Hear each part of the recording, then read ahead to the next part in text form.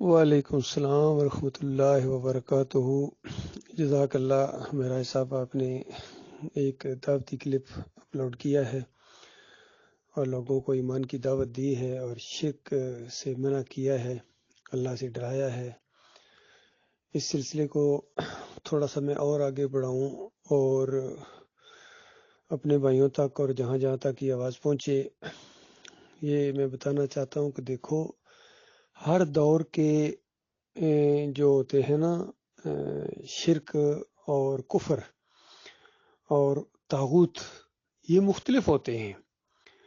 اور چونکہ ہر دور کے لوگوں کو اللہ تعالیٰ نے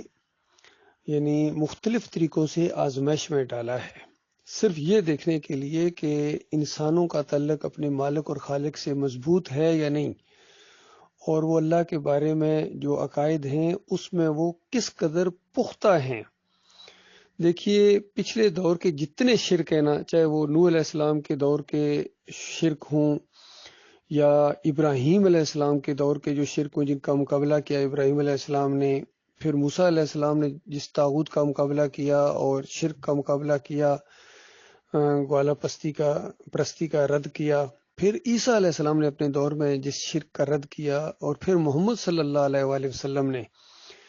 اپنے دور میں جس شرک کے خلاف آواز اٹھائی، وہ سارے شرک اگر اسی طرح کے آج ان مسلمانوں کے سامنے آئے نا،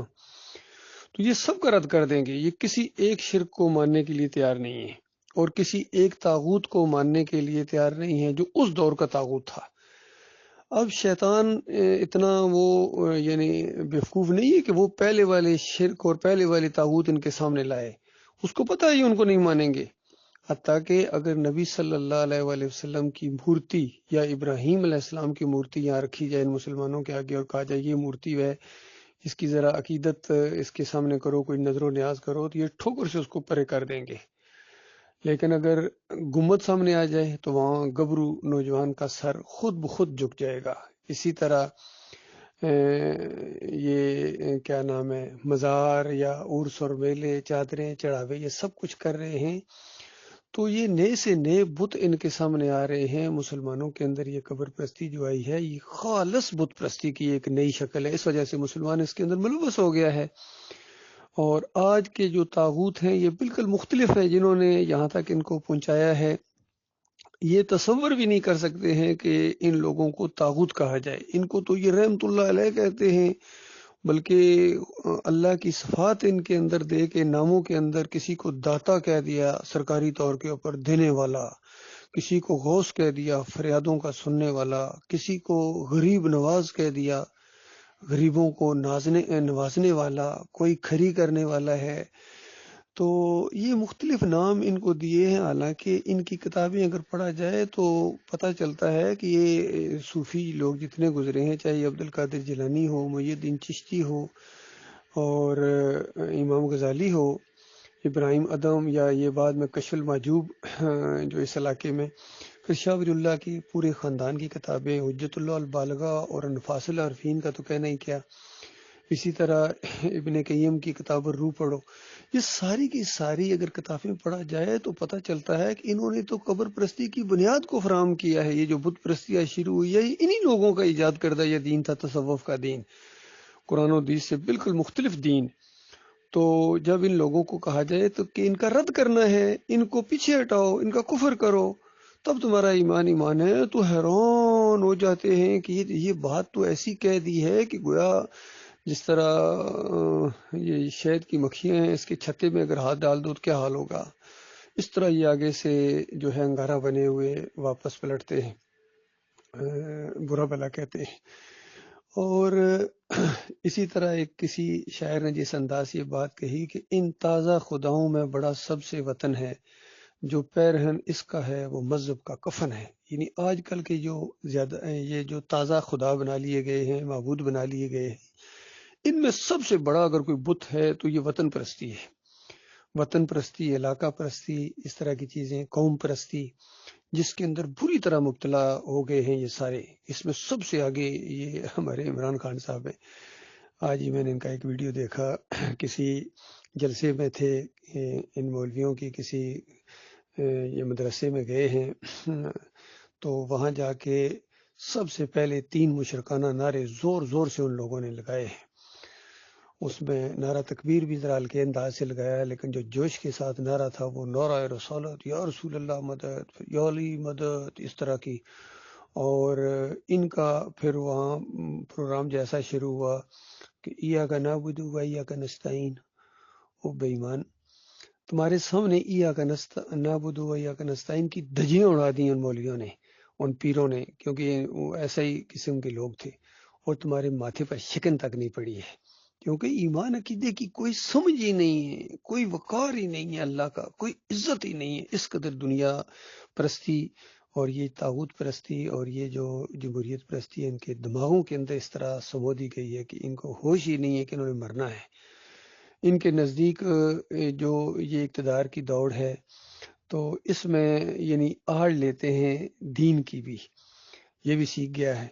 جس طرح فضل الرحمان آڑ لے رہے ہیں، اور دوسرے لوگ دین کی آڑ لے کے، اس سے پہلے مفتی محمود لیتے رہے ہیں۔ یہ سارے جتنے بھی جمہوریت کے اندر آئے ہیں، چاہے یہ خادم حسین رضوی ہو، طاہر القادری بھی کچھ عرصہ آیا، پھر منہ کی کھائی اور پھر بھاگ گیا ادھر سے، اور دوسرے لوگ بھی اس کے اندر ملوث ہیں۔ یہ خالص دنیا دار لوگ ہیں، ان کو اسلام سے کوئی لینا دینا نہیں ہے، خالص اسلام آباد کے شوقین ہیں۔ تو میں یہ کہہ رہا تھا کہ یہ طرح طرح کے بت ان کے سامنے ہیں، یہ بت پرستی ہے، یہ جمہوریت کا نظام بت پرستی ہے، طاغوت پرستی ہے، مشرکانہ نظام ہے، لیکن اس کی کوئی رد کرنے والا نہیں ہے۔ سارے کہتے ہیں کہ پاکستان کی جو بقا ہے وہ جمہوریت کے اندر ہے، حالانکہ پاکستان کی ذلت اور خواری اور ہمیشہ کی آگ جو لگنے والی ہے وہ اسی جمہوریت کی وجہ سے ان کو لگنے والی ہے، قبر پرستی کی وجہ سے، شرک کی وجہ سے۔ تو یہ نئے نئے طاغوت سامنے آئے ہیں۔ اب باقیوں کو کیا کہا جائے، یہ جو توحید کے نام پر یہ جماعت اٹھی تھی، رد طاغوت کی بنیاد کے اوپر جو جماعت اٹھی ہے، اور آپ غور کریں ایمان خالص کس اول اور کس دوم کے اندر ڈاکٹر عثمانی رحمۃ اللہ علیہ نے جن جن طاغوتوں کا ذکر کیا ہے، اس میں سے کسی ایک کو اب یہ مسلمان ماننے کے لیے تیار نہیں ہے۔ تو بتائیے کہاں گنجائش تھی کہ یہ دوبارہ طاغوت پرستی کریں گے؟ لیکن اندر سے جا طاغوت اٹھا، ان کے اپنے امیر نے کفر و شرک جب کیا، اللہ کی کتاب کو پیچھے پھینک کے اپنی جب چلائی، تو انہوں نے وہ باتیں مان لی، طاغوت کے سامنے انہوں نے گھٹنے ٹیک دیے۔ تو اصل میں ان کو پہچان ہی نہیں تھی شرک کی، ایمان کی، عقیدے کی۔ جب تک پہچان نہیں ہوگی، وہ اصول آپ نہیں سمجھیں گے، اللہ کے ساتھ آپ کا وہ لگاؤ نہیں ہوگا، آپ شرک سے نہیں بچ سکتے ہیں، آپ طاغوت سے نہیں بچ سکتے ہیں۔ اور اللہ تعالیٰ پھر اپنے مومن بندوں کو بھی بچاتا ہے جب آپ کا دل اللہ کی طرف جھکا ہوا ہو، ایمان ہو، اللہ کی عزت ہو، اور اللہ کے ساتھ وہ محبت ہو جو مالک فرماتا ہے والذین آمنوا اشد حب للہ۔ یہ جب تک اشد حب للہ نہیں ہوگی، آپ شرک سے نہیں بچ سکتے ہیں۔ اور اگر آپ کی محبت یہ دنیاوی مفادات کی وجہ سے ہے، ملک کی وجہ سے ہے، قوم کی وجہ سے ہے، یا امیر کے ساتھ کوئی ذاتی لگاؤ ہو گیا ہے، پھر آپ نہیں شرک سے بچ سکتے، نہ آپ طاغوت سے بچ سکتے ہیں۔ آپ طاغوت کے سامنے گھٹنے ٹیکے ہوئے ہوں گے، سجدے کر رہے ہوں گے، اور آپ سمجھ رہے ہوں گے کہ میں طاغوت کا رد کر رہا ہوں، اور ایسے لوگوں کے اوپر اللہ تعالیٰ ایک شیطان مسلط کر دیتا ہے، پھر وہ ان کو ایسے ایسے اعمال اس کے خوشنما بنا کر دکھاتا ہے کہ اس کو ہوش بھی نہیں ہے۔ آج یہ محمد حنیف کی جماعت کے اندر یہی چیز آئی ہے، بالکل یہ تازہ بت ان کے سامنے آ گیا ہے، اس کے سامنے انہوں نے گھٹنے ٹیک دیے، 3-4 شرک اور ان کے اندر آ گئے، پھر بھی ان کی آنکھیں نہیں کھل رہی ہیں۔ حالانکہ دوسرا شرک تیسرا شرک جب آیا تھا تو ان کو کچھ نہ کچھ ہوش آنا چاہیے تھا کہ چلو پہلی بات تو تمہیں نہیں سمجھ، دوسری تو سمجھ جاؤ، وہ دوسری نہیں سمجھ آئی، تیسری تو سمجھ جاؤ۔ لیکن جب ایک دفعہ انسان آنکھیں بند کر لے تو پھر اس کو نہ سورج نظر آتا ہے، نہ چاند نظر آتا ہے، نہ ستارے نظر آتے ہیں، پھر ان کو کچھ بھی نظر نہیں آتا ہے۔ اس طرح یہ جو ہے یہ خالص یہ مقلد بن گئے ہیں، اور پیری مریدی والا انداز ان کے اندر آ گیا۔ جو پیری مریدی کے دشمن تھے وہ خود اپنے امیر کو بس پیر کا نام امیر رکھ دیا، سمجھ لو۔ تو ایسا نہیں ہے، امیر کی اطاعت اس لیے نہیں کی جاتی ہے کہ اللہ کی بات کو رد کر کے، ایسا نہیں ہوتا ہے۔ جماعت کیا اس لیے بنائی تھی کہ امیر کو اللہ کے مقابلے میں کھڑا کر دیا جائے گا اور کتاب اللہ کا مقابلہ کیا جائے گا۔ نہ میرے بھائیو، اگر یہ والا انداز ہے آپ کا، پھر آپ میں بریلویوں میں، دیوبندیوں میں، اہل حدیث میں کوئی فرق نہیں ہے، یقین کیجیے وہی انداز ہے آپ کا، اسی طرح آپ کے دلائل ہیں جس طرح ان کے ہیں، وہ بھی قرآن سے ثابت کرتے ہیں نبی علیہ السلام کو نور میں نور اللہ۔ اور قرآن سے ثابت کرتے ہیں کہ نبی علیہ السلام غیب جانتے ہیں۔ دیوبندی واسطے وسیلے قرآن سے ثابت کرتے ہیں۔ شیعہ یا علی مدد کو قرآن سے ثابت کرتے ہیں، اندازہ لگائیے۔ اور یہ واسطے وسیلے اور صدقے اور یہ ساری چیزیں قرآن سے ثابت کرتے ہیں۔ صوفی اپنا پورا فلسفہ، شاہ ولی اللہ کہتے ہیں کہ ہم یہ وحدت الوجود ہم قرآن کی ایک ایک نص سے ثابت کر سکتے ہیں۔ اور اس کے اوپر ڈاکٹر اسرار کا تبصرہ تھا کہ یہ جو سورہ الحشر کی آیتیں ہیں، ہو الاول والآخر والظاہر والباطن، یہ وحدت الوجود ہی تو ہے۔ تو اندازہ لگے سارے، حتیٰ کہ اشرف علی تھانوی نے یہ کہا کہ اللہ کے بندوں کو نبی کا بندہ کہا جا سکتا ہے، تو اس نے سورہ زمر کی اس آیت کو استعمال کیا، قرآن سے ثابت کر رہے ہیں۔ محمود الحسن نے قرآن سے ثابت کیا کہ اللہ کے بندوں کو پکارنا یہ اللہ ہی کو پکارنا ہے۔ سورہ فاتحہ ایاک نعبد و ایاک نستعین جو توحید کی کڑاکے کی آیت تھی، اس کو شرک کے اندر بدلی کر دیا شبیر احمد عثمانی نے اور محمود الحسن نے اور سارے اشرف علی تھانوی اور نیچے تک یہ مولوی شفیع اور مفتی محمود اور یہ ابھی تک تقی عثمانی اور رفیع عثمانی، سب نے اسی کو شرکی عقیدے کو اپنایا ہے اللہ کی کتاب کے مقابلے میں۔ تو یہ معاملہ ہے اللہ کے بندو، پہچانو اپنے مالک اور خالق کو، جب پہچانو گے پھر تم ان شرک اور طاغوتوں کو پہچانو گے۔ تو اس دور کے سب سے بڑے طاغوت یہ ہیں جو یہ توحید کی دعوت لے کر اٹھے اور شرک اور کفر کے اندر اس کو بدلی کر دیا، اب یہ طاغوت بن گئے ہیں۔ زندہ طاغوت اگر کسی نے دیکھنا ہے اس دور کا سب سے بڑا زندہ طاغوت، وہ کراچی میرے فیام میں جا کے محمد حنیف کو دیکھ لیں، یا سعید احمد لنڈی میں جا کے، وہ آج کل وہ ایسے